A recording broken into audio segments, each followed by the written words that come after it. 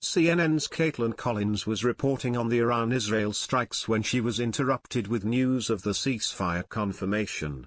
CNN's Anderson Cooper returned to screens with Kaitlan Collins, who was discussing President Donald Trump's initial Iran-Israel ceasefire announcement just moments before the two countries agreed to it.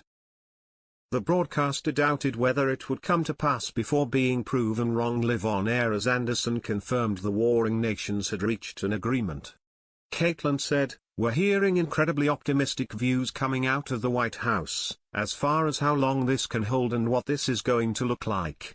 That obviously still remains to be seen on the implementation side of this, and waiting to see if the firing does stop, and if Iran and Israel both agree to this, because speaking of the fluidity for the situation, it was just 24 hours ago that President Trump himself was a regime change in Iran was a possibility." As she questioned if the ceasefire would hold for the next few hours, Anderson interrupted, "I've just been given word that according to diplomat who briefed CNN, Iran has agreed to the ceasefire." However, just hours later, it was reported Iran had violated the ceasefire. They deny this. Anderson continued, "This is significant. I just want to learn some more information about that, and if that is the case, that is incredibly significant because we were waiting. We had not heard from Iran. We had not heard from Israel. All we were going on so far has been the president's social media posts, which were some 2 hours ago.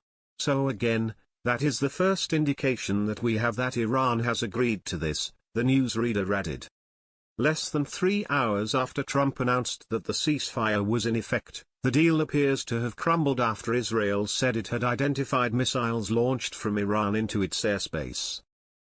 Israel's defense minister, Israel Katz, said Iran had completely violated their agreement, which came after a senior White House official revealed Trump brokered the deal through conversations with Israeli Prime Minister Benjamin Netanyahu on Monday while his team, including Vice President J.D. Vance, held talks with Tehran. According to Iranian state television, their military has firmly denied that it fired missiles at Israel hours after a ceasefire was supposed to begin. Iran previously launched missile strikes on a number of U.S. airbases as Tehran seeks revenge for Donald Trump's strikes earlier this week. They announced their retaliation on state television with a caption labeling it a mighty and successful response by the armed forces of Iran to America's aggression.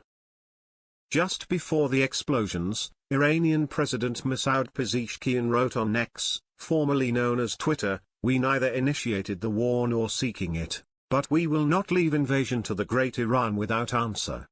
Later on the Truth Social platform, U.S. President Trump called Iran's attack very weak and thanked the regime for giving early notice of the strike, adding that this made it possible for no lives to be lost, and nobody to be injured.